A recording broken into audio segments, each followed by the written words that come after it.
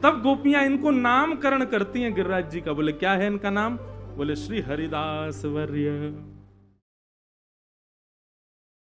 आचार्यों ने क्या आज्ञा की? सबसे पहली आज्ञा, गोवर्धन की तलेटी में रखो। श्री गिरिराज जी एक काम करिएगा, जो लोग यहाँ 7 दिन तक का रहने का जिनका भाव बना है, हमारी कही एक बात, सबसे पहले तो गिरिराज जी को जहां ऐसी कोई गिरिराज जी को स्वरूप दिखे, जाकू आप अपने अंक में भर सको, साक्षात ठाकुर जी को रूप मान करके वाकू हृदय से लगा लिए। भैया पूरे भारत में केवल 2 ठाकुर जी ऐसे हैं जिनको हृदय से लगाने का अवसर सबको मिलता है। एक तो महाराष्ट्र में श्री पंडरीनाथ, श्री विठल भगवान, सबको गले लगाने का अवसर मिलता है, और दूसरे हमारे श्री गोवर्धन नाथ। भैया जितने भी मंदिर हैं सब जगह अपरस की सेवा है, पर सब मंदिरन को मंदिर तो ठाकुर श्री गोवर्धन नाथ है।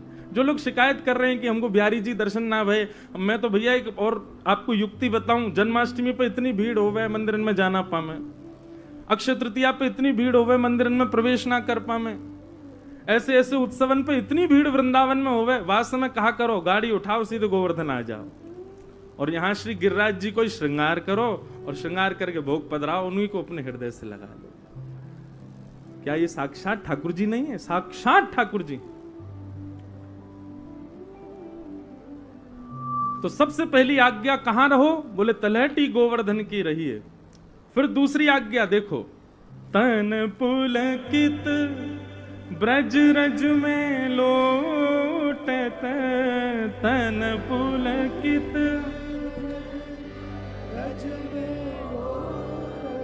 जो नाय गावेगो वाको अगले जन्म में ब्याह ना होएगो, या हमारे गाँव तन पुलकित ब्रज रज में लोटत, तन पुलकित ब्रज में लोटत। देखो महाराज जी ब्याह को भय, समन को ब्याह कर लो, यही हमारे गा रहे।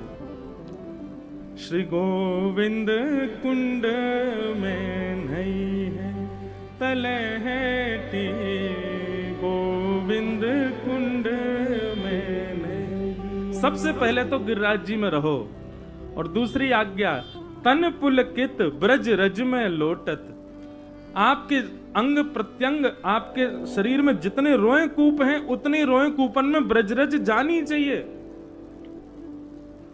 और फिर गोविंद कुंड में नहीं है। वृंदावन में हमारे ब्रजमंडल में जितने कुंड है ना, उन सबन में यमुना जी को ही जल है।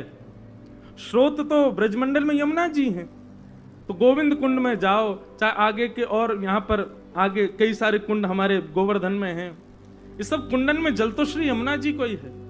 तो ये 3 आज्ञा आचार्य ही कर रहे हैं, कोई मेरी बात मान करके मत मानियो, आचार्य की आज्ञा है। तलहटी गोवर्धन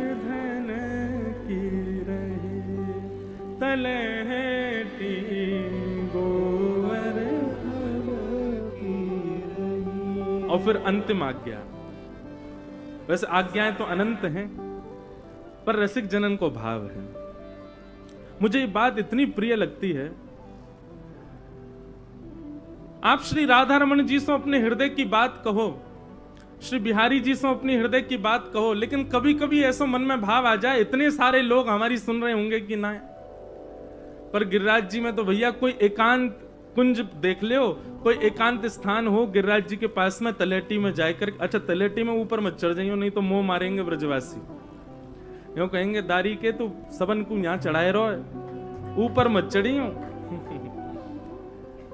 श्री गिरिराज जी वहां आपके चरण ना पड़े, उनके ऊपर ये प्रार्थना आप रखिएगा, हृदय लगा लो, स्पर्श कर लो, पर पैर ते मत चढ़ियो, ये साक्षात हमारे ठाकुर जी हैं। तो वहां ठाकुर जी आपकी बात सुने ना सुने, पर यहां पर रसिक प्रीतम ये जो छाप है ना, किसी भी पद में आवे रसिक प्रीतम, तो ये श्री हरिराय महाप्रभु जी की पद हैं। हरिराय महाप्रभु जी, उन्हीं का वो पद है जो अभी कुछ दिन पहले दास ने गाया, पिया तो है नैनन में ही राखूं, तुमरी एक रों की छवि पर जगत वार सब लाखूं, पिया तो है नैनन में ही राखूं। हरिराय महाप्रभु जी अद्भुत, उनकी वाणी है। तो वे आज्ञा कर रहे हैं, रसिक प्रीतम हित चित की बातें, रसिक प्रीतम हित चित की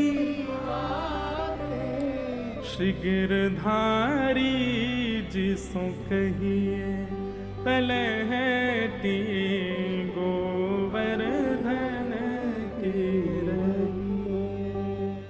अपने हृदय की जो भी आपकी बातें हैं, अपने हित की बातें और चित्त की बातें, आपके हित की जो आपके हित की बात यह नहीं है कि आपका कोई काम बन जाए, आपकी हित की बात यह नहीं कि आपका कोई रुका हुआ कोई कार्य है वो सिद्ध हो जाए, आपकी हित की बात यह कि ब्रज प्रिय लगे, आपकी हित की बात यह कि श्री कृष्ण प्रिय लगे, आपकी हित की बात यह कि ब्रजवासीन को आप प्रिय लगो। ये हित की बातें हमारी, वो हित की बातें श्री गिरधारी जी सो कहिए। और फिर चित्त की बातें गिरधारी जी सो, अपने मन में जो बात चल रही हो वो गिरधारी जी से कहिए। मैं तो यह बात को खूब कहूं भैया, ठाकुर जी से चर्चा करे करो, ठाकुर जी को कछु ना कछु सुनाए करो, बताए करो।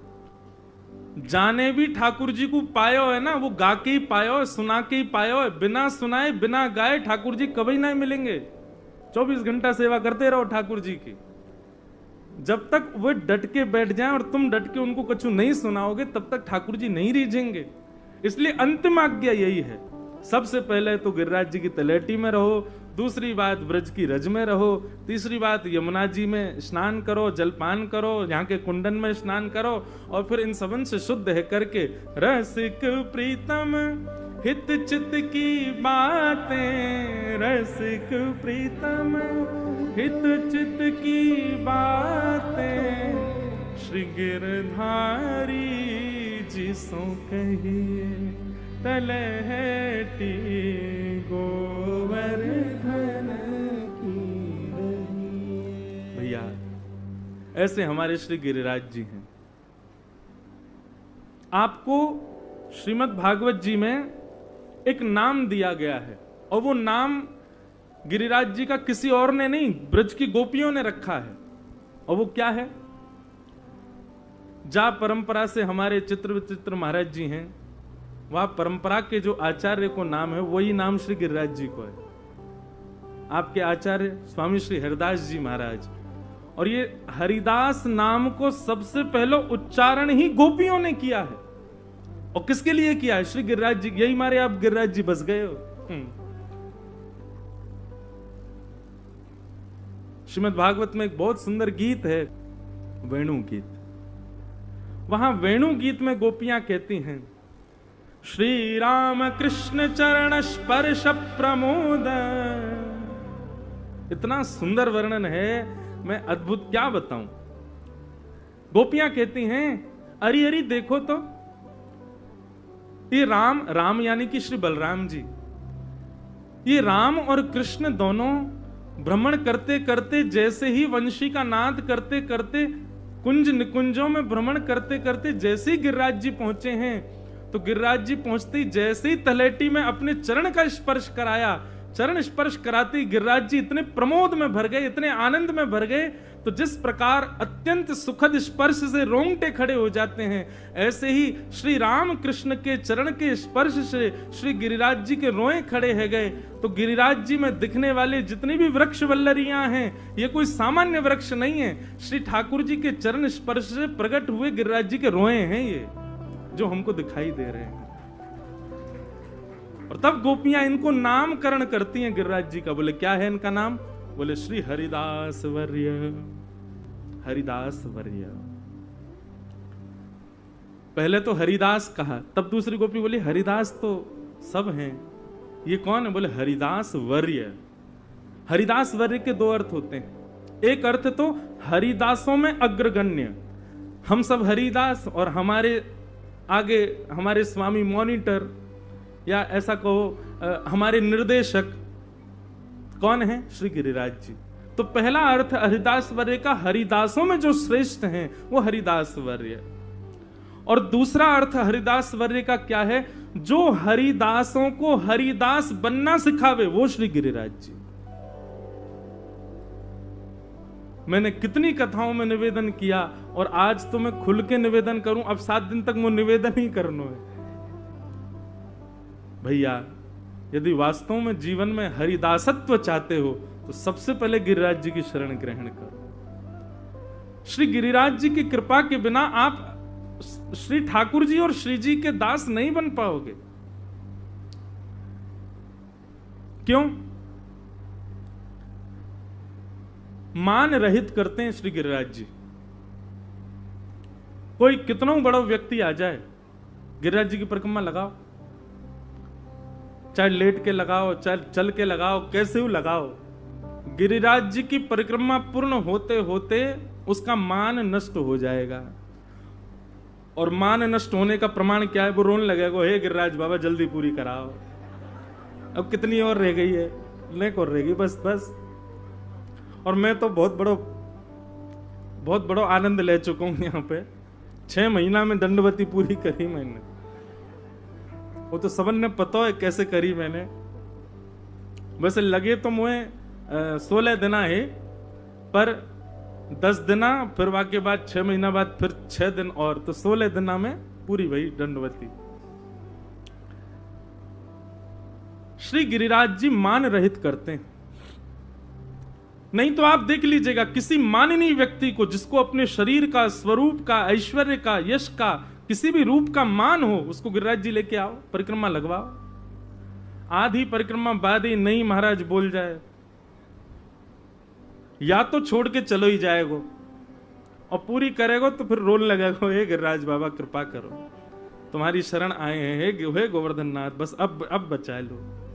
और अंतिम में जब 2-3 किलोमीटर रह जाते हैं, पूरी 20 किलोमीटर भारी ना पड़े, लेकिन विश्राम के जो 2-3 किलोमीटर, भैया कितनी दूर हो, बस ये आ गया, बस ये यहीं तो है। हम दंडवती लगाते तो दंडवती में हमारे एक पंडित जी हैं, वो यहीं घूम रहे होंगे, अच्छा वो बैठे, ये जतीपुरा के ही हैं। तो ये महाराज जी रहते बाइक पे, तो हम लोग रोज सोचते आज वहां तक लगाएंगे, और ये बात हमने निश्चित जानी कि आप जहां तक सोच लोगे वहां तक लगानी, वहां तक पहुंच ही नहीं पाओगे। चाहे वो स्थान 10 कदम दूरी पे ही क्यों ना हो, उससे पहले ही पहले गिरिराज जी कहें, गिरिराज जियों के अपने बल ते लगावेगो, तू अपनो बल लगावेगो, ले तो बातें पहले ही थका दूंगा मैं।